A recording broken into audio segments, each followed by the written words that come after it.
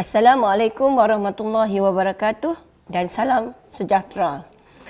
Bertemu dengan cikgu sekali lagi dalam tuition online Perlis Mengaji, iaitu untuk mata pelajaran sejarah SPM. Cikgu Puan Suraya binti Abdul Rahim dari SMK Tengku Sulaiman Berseri Perlis. Apa khabar pelajar semua hari ini? Cikgu harap semua sudah bersedia untuk meneruskan pembelajaran pada hari ini.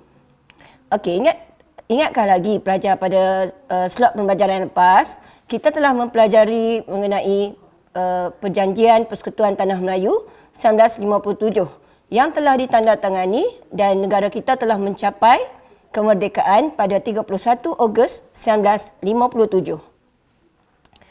Dan pada hari ini negara kita dikenali sebagai Malaysia.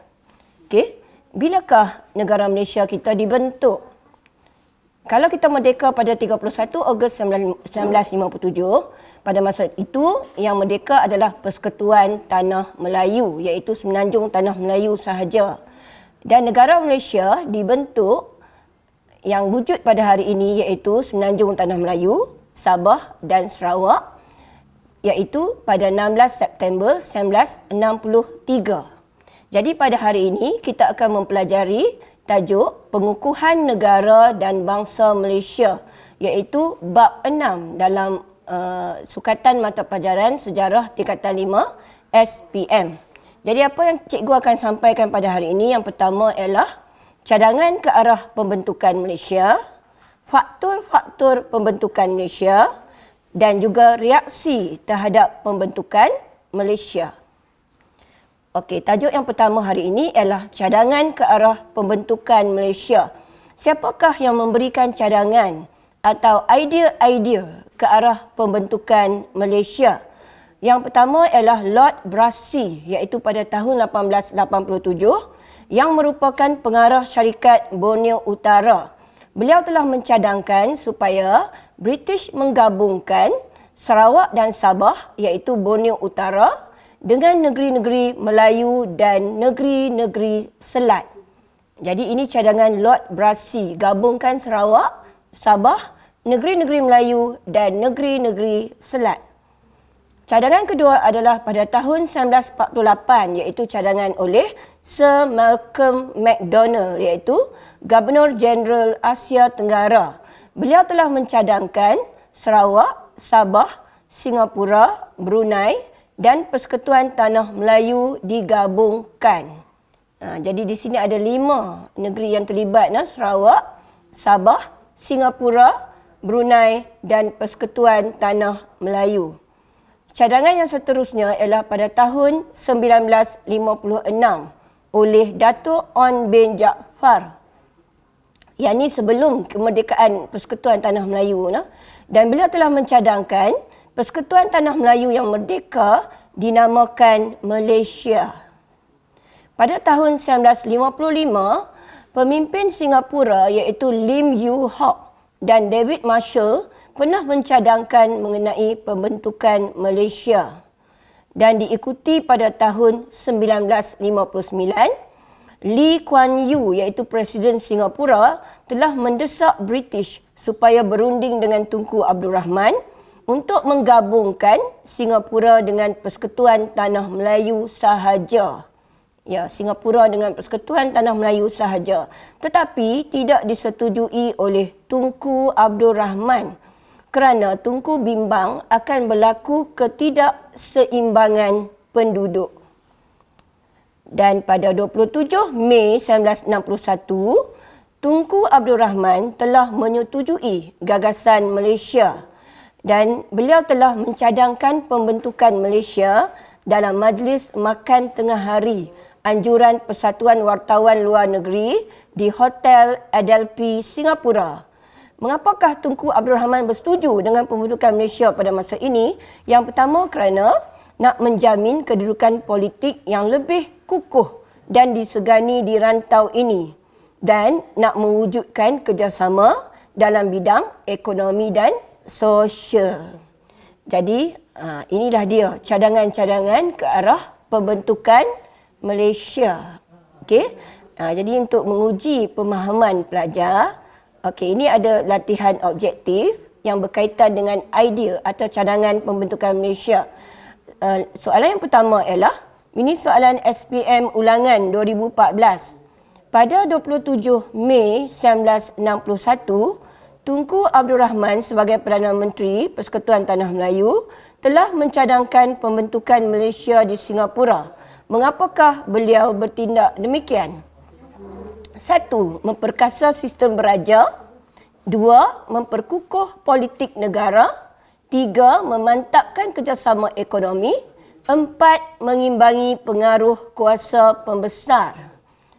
Jadi di sini Tunku Abdul Rahman. Sebab apa Tunku Abdul Rahman bersetuju membentuk Malaysia? Yang pertama tadi nak jamin kedudukan politik yang kukuh.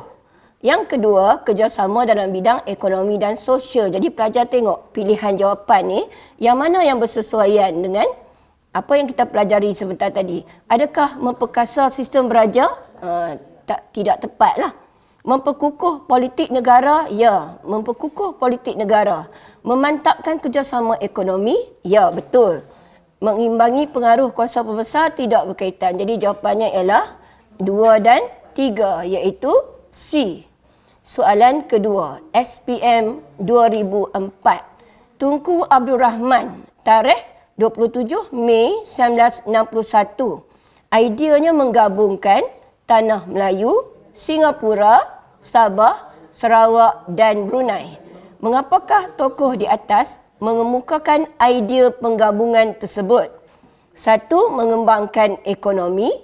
2. Menamatkan penjajahan British. 3. Menyediakan kemudahan sosial. 4. Mengukuhkan institusi kesultanan. Jadi, yang manakah satu jawapannya? Kalau kita rujuk jawab soalan ni tadi, soalan ni lebih kurang soalan yang tadi kan, yang sebelum ni.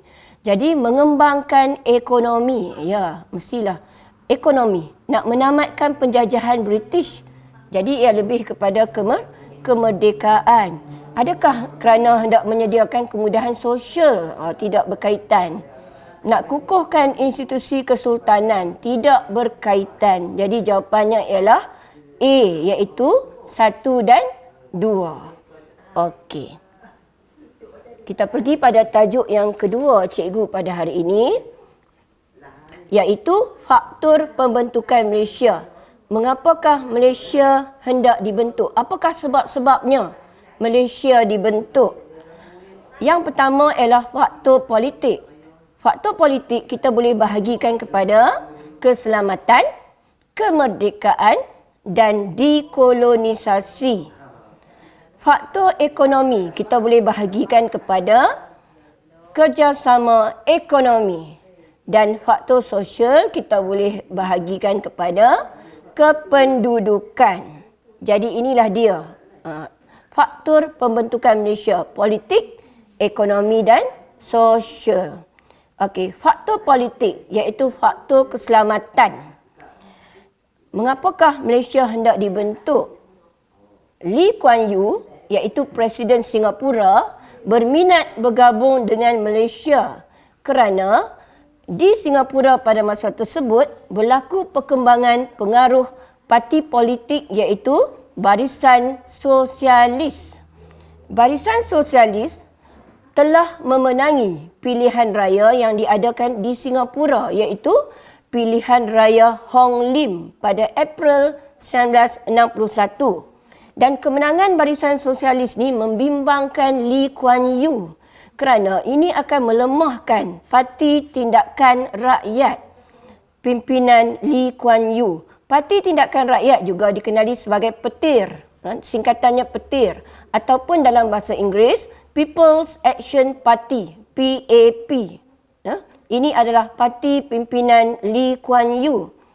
Dan Barisan Sosialis dianggap sebagai gerakan berhaluan kiri, iaitu ada pengaruh komunis, dan ini membimbangkan Lee Kuan Yew kerana ini akan menggugat rancangan kerajaan British memberi kemerdekaan kepada Singapura. Jadi Lee Kuan Yew bimbang, jikalau pengaruh Barisan Sosialis makin meluas, British tidak akan memberi kemerdekaan kepada Singapura kerana adanya pengaruh komunis di Singapura. Jadi ini adalah faktor yang pertama, faktor keselamatan yang pertama berkaitan dengan kebimbangan Lee Kuan Yew di Singapura. Yang kedua, faktor politik iaitu keselamatan, iaitu ancaman komunis di Singapura dan Sarawak. Pada masa tersebut, terdapat ancaman komunis di Singapura dan Sarawak. Di Singapura, Lee Kuan Yew iaitu Presiden Singapura menggunakan alasan ini mendesak British gabungkan Singapura dan Persekutuan Tanah Melayu. Mengapakah Lee Kuan Yew mendesak British gabungkan Singapura dan Persekutuan Tanah Melayu? Kerana Lee Kuan Yew berpendapat Persekutuan Tanah Melayu mempunyai pengalaman yang lama iaitu membantras Parti Komunis Melaya di Tanah Melayu semasa darurat. Darurat ni berlaku di Persekutuan Tanah Melayu daripada tahun 1948 hingga 1960. Jadi Lee Kuan Yew dia melihat bahawa Persekutuan Tanah Melayu ni ada pengalaman yang lama untuk membantras, menghapuskan Parti Komunis Melaya di Tanah Melayu dan kita telah berjaya di mana darurat telah ditamatkan pada tahun 1960. Di Sarawak pula, ancaman komunis di Sarawak iaitu terdapat satu pertubuhan komunis iaitu Clandestine Communist Organisation (CCO) yang bermatlamat menjadikan Sarawak negara komunis. Jadi ini membimbangkan Tunku Abdul Rahman keadaan di Sarawak ni. Jadi penyertaan Singapura, Sarawak dan Sabah ke dalam Malaysia diharapkan dapat menjadi benteng kukuh menghadapi ancaman komunis. Jadi inilah dia faktor keselamatan yang kedua iaitu hendak menghadapi ancaman komunis di Singapura dan Sarawak. Kita terus kepada faktor politik yang kedua iaitu kemerdekaan. Kemerdekaan. Pembentukan Malaysia diharapkan akan mempercepatkan kemerdekaan negeri Sarawak, Sabah, Singapura dan Brunei. Pada masa ini, Sarawak, Sabah, Brunei dan Singapura masih belum mampu berkerajaan sendiri. Negeri-negeri ini masih belum merdeka lagi dan mereka ni belum mampu berkerajaan sendiri. Jadi, jikalau mereka menyertai Malaysia, ini akan menjamin kemerdekaan yang lebih awal atau lebih cepat. Kerana mengikut perancangan, Malaysia akan ditubuhkan dalam masa dua tahun sahaja. Jadi jikalau Sabah, Sarawak, Brunei, Singapura masuk dalam Malaysia pada masa tersebut, ini akan mempercepatkan kemerdekaan negara mereka atau negeri mereka. Dan secara tidak langsung apabila mereka menyertai Malaysia, mereka akan dapat menikmati pembangunan sosial, ekonomi dan politik.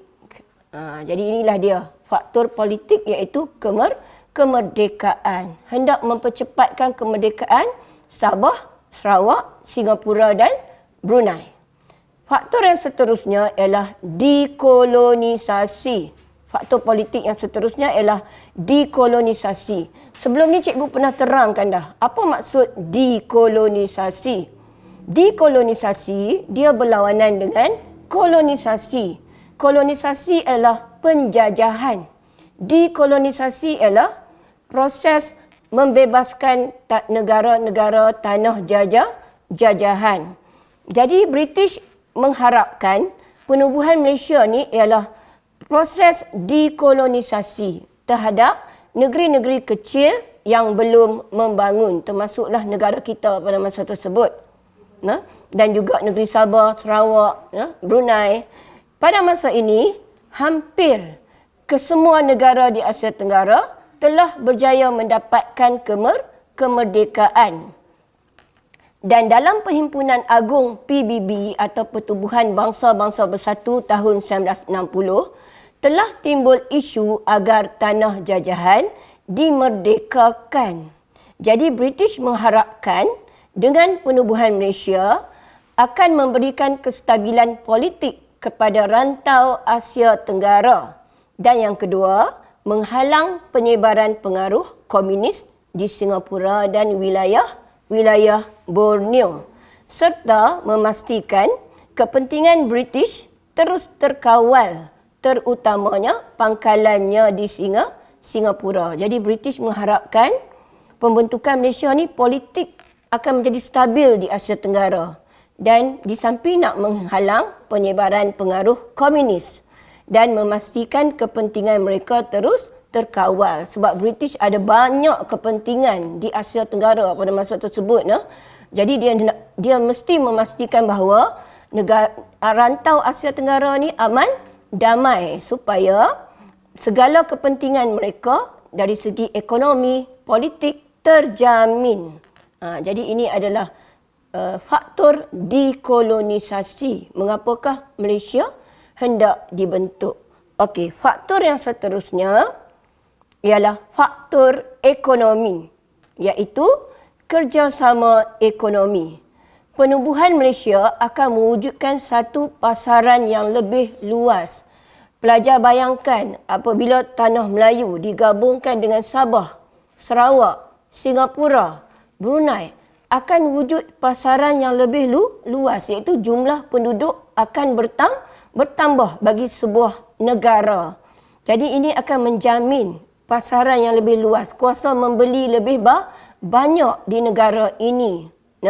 Dan apabila negara-negara ini digabungkan, Tanah Melayu, Sabah, Sarawak, Singapura, Brunei, akan wujud kerjasama serantau dalam bidang ekonomi. Ada kerjasama ekonomi di antara negeri-negeri ini, dan mereka dapat memanfaatkan keistimewaan dan sumber-sumber yang ada di negeri-negeri ini. Maksudnya, masing-masing boleh berkongsi kekayaan negeri masing-masing. Okey, dan bila keadaan ini berlaku, ini akan menggalakkan pelaburan. Pelabur-pelabur asing akan berminat datang ke negara Malaysia.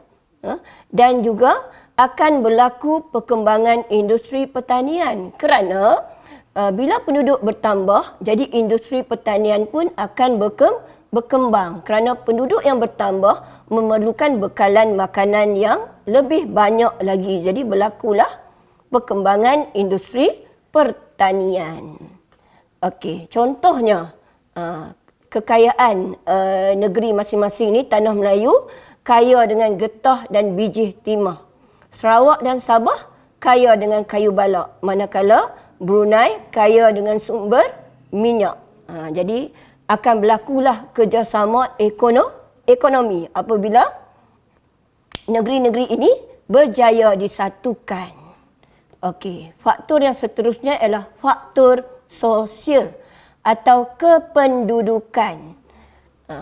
Apabila Malaysia dibentuk, ini akan dapat mengimbangkan jumlah dan kadar pertumbuhan kaum di kalangan negeri anggota, iaitu dengan memasukkan Sarawak, Sabah dan Brunei ke dalam gabungan itu.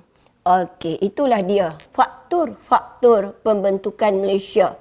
Cikgu sentuh tadi faktor politik. Faktor politik kita boleh bahagi kepada faktor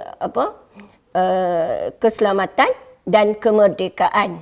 Kemudian dekolonisasi. Faktor ekonomi adalah kerjasama ekonomi. Manakala faktor sosial ialah kependudukan. Okey. Ini adalah contoh soalan struktur untuk bahagian subtopik faktor-faktor pembentukan Malaysia. Soalan ini pernah keluar SPM 2007, iaitu garis masa di atas menunjukkan perubahan yang dialami oleh masyarakat negara kita dalam tempoh 6 tahun. Jelaskan faktor yang membawa kepada perubahan tersebut dari aspek berikut. Dia pecahkan soalan ini kepada politik 1 markah, ekonomi 1 markah, sosial 1 markah.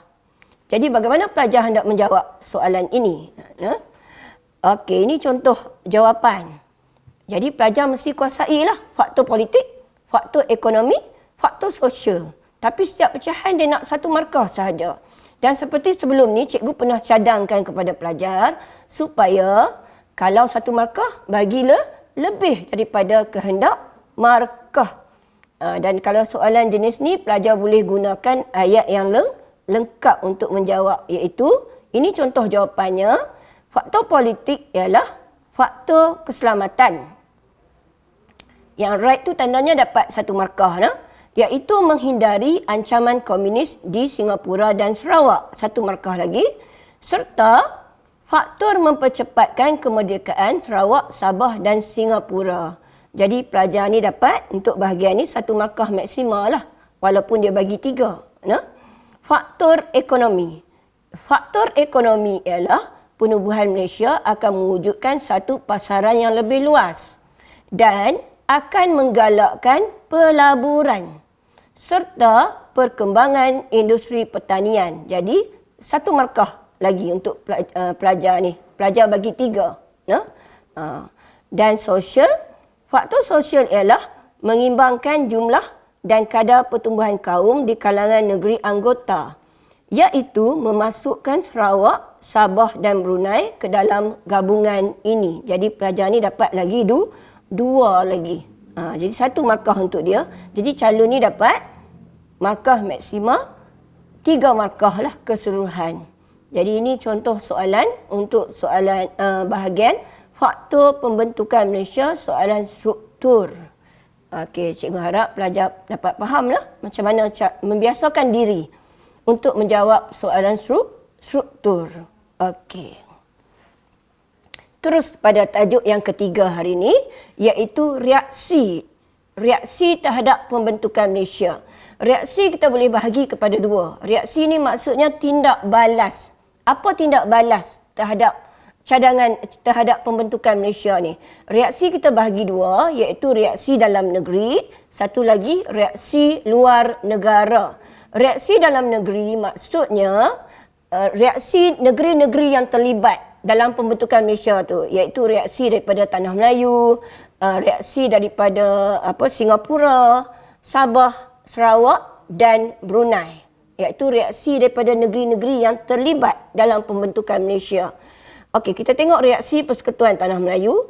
Keseluruhannya, rakyat Persekutuan Tanah Melayu melihat Persekutuan Malaysia sebagai usaha murni untuk membantu dan memimpin negeri-negeri anggota. Maksudnya, penduduk Tanah Melayu ni setuju dengan pembentukan Malaysia.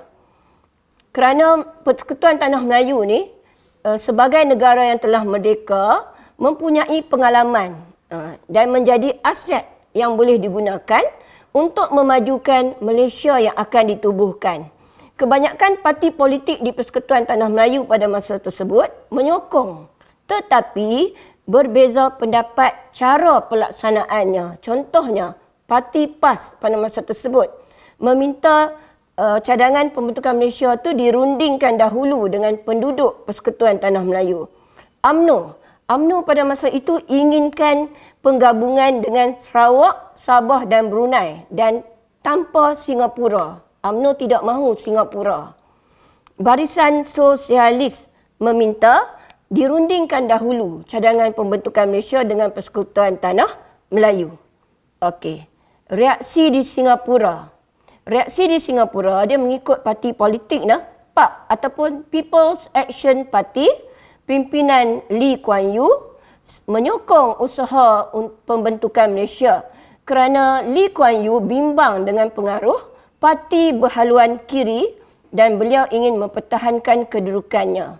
Barisan Sosialis, iaitu parti pembangkang di Singapura pada masa tersebut, menentang idea pembentukan Malaysia kerana dia mengatakan pembentukan Malaysia ni satu bentuk penjajahan baru ataupun dia panggil sebagai neokolonialisme, satu bentuk penjajahan baru, dan menuntut pandangan rakyat Singapura diambil kira terlebih dahulu.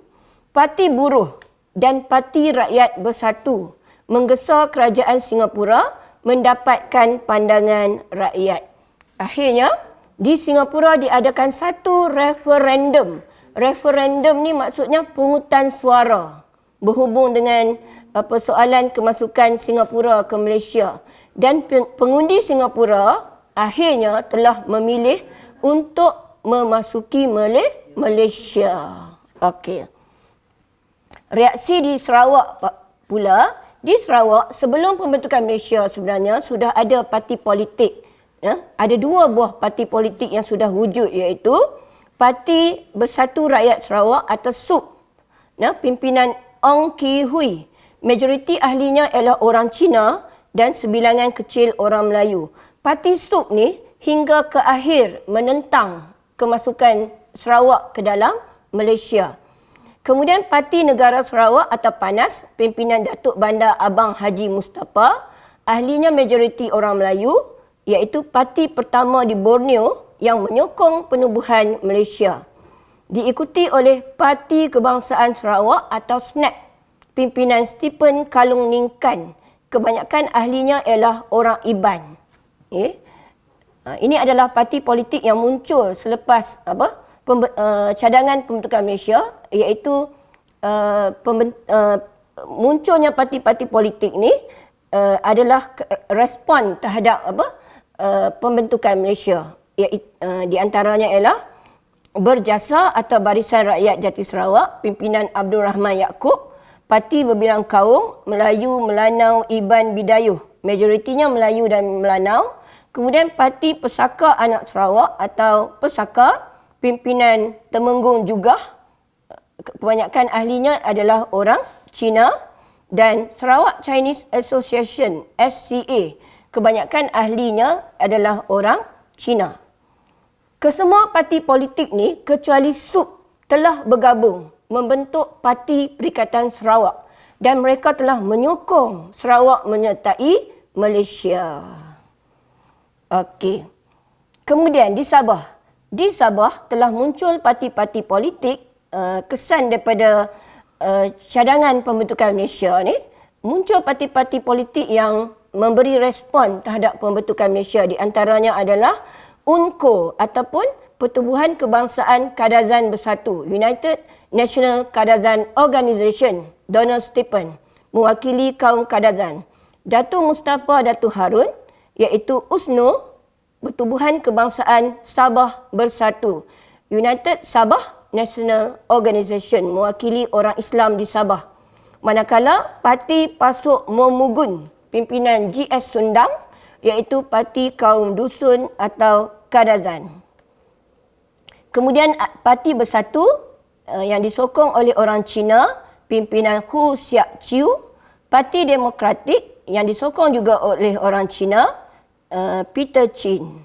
Dan sama seperti di Sarawak, semua parti politik di Sabah ni telah bersatu dan membentuk Parti Perikatan Sabah dan mereka bersetuju untuk masuk ke dalam Malaysia. Okey, tetapi Sabah dan Sarawak ni telah mengemukakan tuntutan, syarat-syarat untuk mereka memasuki Malaysia yang dikenali sebagai Hak Wilayah Asingan. Tuntutan perkara 20 dituntut oleh Sabah dan Sarawak bertujuan melindungi kepentingan penduduk Sarawak dan Sabah dan dikenali juga sebagai Hak Wilayah Asingan. Hak wilayah asingan adalah perbezaan pembahagian kuasa antara negeri Sabah dan Sarawak dengan negeri di Semenanjung. Dengan kata lain, hak wilayah asingan adalah wilayah yang ditadbir pihak tertentu dengan kuasa kehakiman dan pentadbiran tersendiri.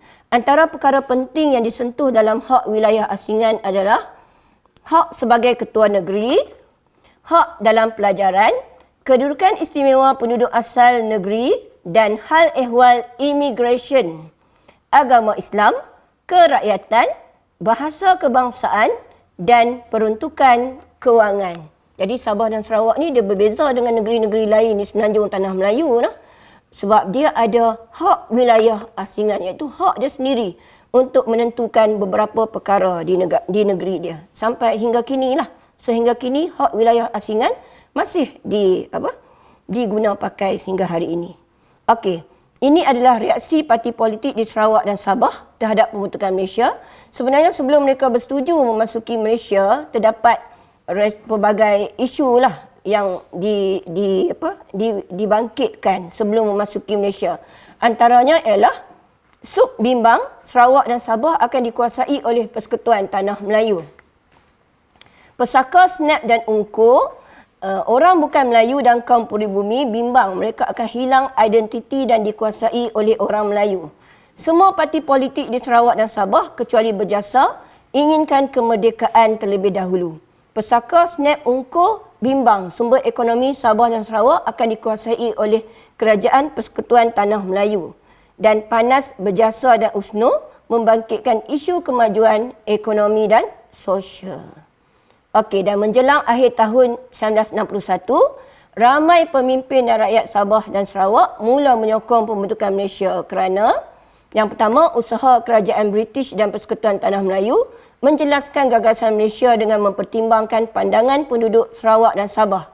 Yang kedua, semangat perpaduan dan sikap toleransi yang diperlihatkan oleh pemimpin dari Tanah Melayu seperti Tunku Abdul Rahman, Tun Abdul Razak, Tun Witi Sambantan dan Tun Tan Siew Sin.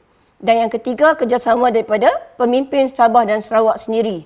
Antaranya ialah Datu Mustafa Datu Harun, Temenggung Jugah, Donald Stephen, Ong Ki Hui dan Stephen Kalung Ningkan. Okey, Brunei. Brunei, pada asalnya Sultan Brunei iaitu Sultan Omar Ali Saifuddin III menyokong gagasan Malaysia pada peringkat awal dan baginda telah membentuk sebuah Suruhanjaya bagi meninjau pendapat rakyat Brunei. Tetapi Brunei tidak berjaya ataupun tidak memasuki Malaysia. Sebab apa? Sebab berlaku penentangan iaitu oleh Parti Rakyat Brunei. Pimpinan A.M. Azhari menentang pembentukan Malaysia. Parti Rakyat Brunei mahu menubuhkan negara dia sendiri iaitu Persekutuan Borneo. Persekutuan Borneo ni terdiri daripada Kalimantan Utara yang terdiri daripada Sabah, Sarawak dan Brunei. Anggota PRB atau Parti Rakyat Brunei menganggap pembentukan Malaysia ni sebagai satu bentuk neokolonialisme atau penjajahan baru. A.M. Azhari telah melancarkan satu pemberontakan di bawah pasukan Tentera Nasional Kalimantan Utara yang ditubuhkan di beberapa daerah di Sabah, Sarawak dan Brunei. Dan pemberontakan ini dilakukan apabila Majlis Mesyuarat Undangan Negeri Brunei menangguhkan keputusan tentang gagasan Malaysia. Dan A.M. Azhari dan penyokongnya mendapat bantuan dan sokongan daripada Indonesia dan Filipina. Dan akhirnya pemberontakan Brunei dapat dipatahkan oleh tentera British dan A.M. Azhari mendapat perlindungan di Indonesia. Okey. Sebenarnya ada dua lagi reaksi dari luar negara iaitu reaksi daripada Indonesia. Indonesia dia menentang pembentukan Malaysia kerana Indonesia menuduh Malaysia ni sebagai satu bentuk penjajahan baru yang akan mengancam Indonesia. Tambahan pula Presiden Soekarno telah dipengaruhi oleh Parti Komunis Indonesia iaitu mereka telah melancarkan dasar konfrontasi terhadap Malaysia. Apakah dasar konfrontasi? Indonesia mengumumkan konsep Ganyang Malaysia pada 20 Januari 1963 iaitu Indonesia telah menghantar pengintip untuk memusnahkan gagasan Malaysia dari dalam secara sulit. Peringkat permulaan, mereka menyerang kapal nelayan di Tanah Melayu dan mereka telah menceroboh udara Kerajaan Persekutuan, tetapi Kerajaan Persekutuan tidak mengambil tindakan. Kemudian, Indonesia telah menyerang Malaysia melalui Johor, Sarawak dan Sabah. Malaysia meminta bantuan tentera Commonwealth iaitu dari Britain, Australia, New Zealand dan Kanada kerana Malaysia ada perjanjian pertahanan dengan Britain. Dan Tunku Abdul Rahman telah menghantar bantahan rasmi kepada Setiausaha Agung PBB berhubung pencerobohan Indonesia terhadap Tanah Melayu. Kemudian Indonesia telah memburukkan nama Malaysia di negara Afro-Asia dan negara dunia ketiga. Dan Malaysia telah menghantar perwakilan yang diketuai Tun Abdul Razak ke beberapa negara Afrika bagi menjelaskan masalah hubungan diplomatik antara Indonesia dan Malaysia. Hubungan tegang Indonesia dan Malaysia ni telah berpanjangan pada bulan September 1963 dan akhirnya tamat apabila Jeneral Soeharto telah menggulingkan Presiden Soekarno. Presiden Soeharto telah menghantar Menteri Luar Indonesia iaitu Adam Malik bagi memelihara hubungan diplomatik Malaysia dan Indonesia. Dan menjelang bulan Ogos 1966 berakhirlah konfrontasi Indonesia dan Malaysia. Satu lagi negara luar yang menentang pembentukan Malaysia ialah Filipina. Presiden Macapagal iaitu Presiden Filipina telah membuat tuntutan rasmi Filipina ke atas Sabah, iaitu Filipina mendakwa Sabah adalah milik sebahagian Kesultanan Sulu. Tuntutan Filipina berdasarkan perjanjian antara Sultan Jamalul Alam dengan Baron von Overbeck pada tahun 1878. Baron von Overbeck telah menjual haknya kepada Alfred Dent yang telah menubuhkan syarikat perdagangan, dan Alfred Dent telah berjaya mendapat piagam diraja British, dan syarikat Alfred Dent ni diberi nama Syarikat British Utara Borneo, dan syarikat inilah yang telah memerintah Sabah sehingga kedatangan Jepun. Pada tahun 1946, SBUB menyerahkan pemerintahan Sabah kepada kerajaan British. Dan Sultan Ismail Kiram iaitu pewaris Sultan Sulu terakhir mengisytiharkan pajakan Sabah kepada SBUB sebenarnya telah berakhir. Pajakan ni maksudnya dia telah sewa, dia sewa pajak tanah di Sabah. Dia pajak satu negara Sabah. Tapi Sultan Ismail Kiram ni kata sebenarnya pajakan ni sebenarnya telah berakhir pada 22 Januari 1958. Jadi akhirnya Filipina telah mengiktiraf Malaysia melalui penubuhan Mafilindo. Mafilindo adalah satu pertubuhan gabungan Malaysia, Filipina dan Indonesia pada bulan Jun 1966, iaitu ketiga-tiga ketua negara ni, iaitu Perdana Menteri pada masa tersebut Tunku Abdul Rahman, Presiden Macapagal dan juga Presiden Soekarno telah bertemu dan menyelesaikan masalah pertikaian tentang pembentukan Malaysia pada bulan Jun 1966. Okey, ini adalah contoh soalan esei lah. Tahun SPM 2005. Ini contoh jawapannya. Soalannya ditanya mengenai jelaskan reaksi negeri berikut terhadap pembentukan Malaysia: Singapura, Sabah, Sarawak, Brunei. 14 markah sekaligus.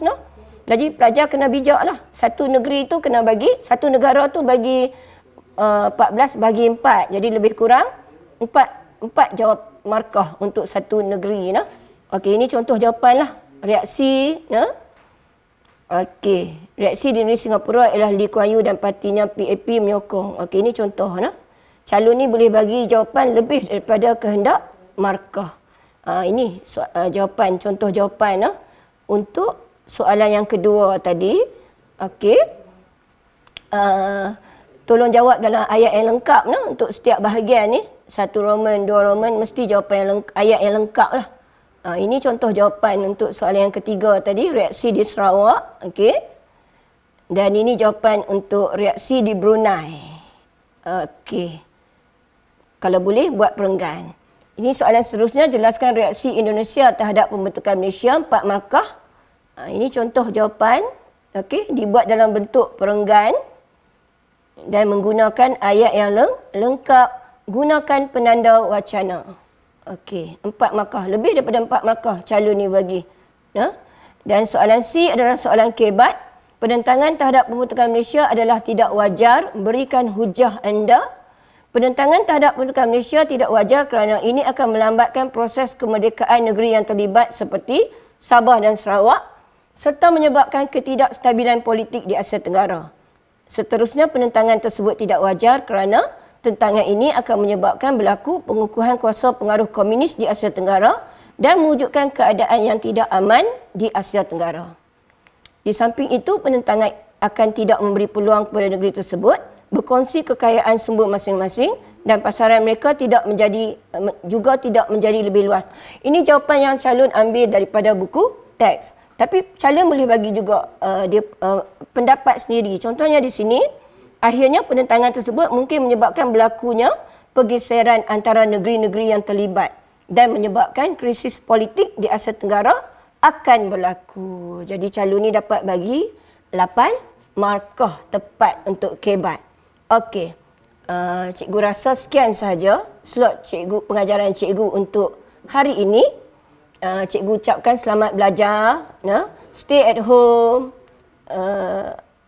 Thank you frontliners dan #Perlis mengaji. Sekian. Terima kasih.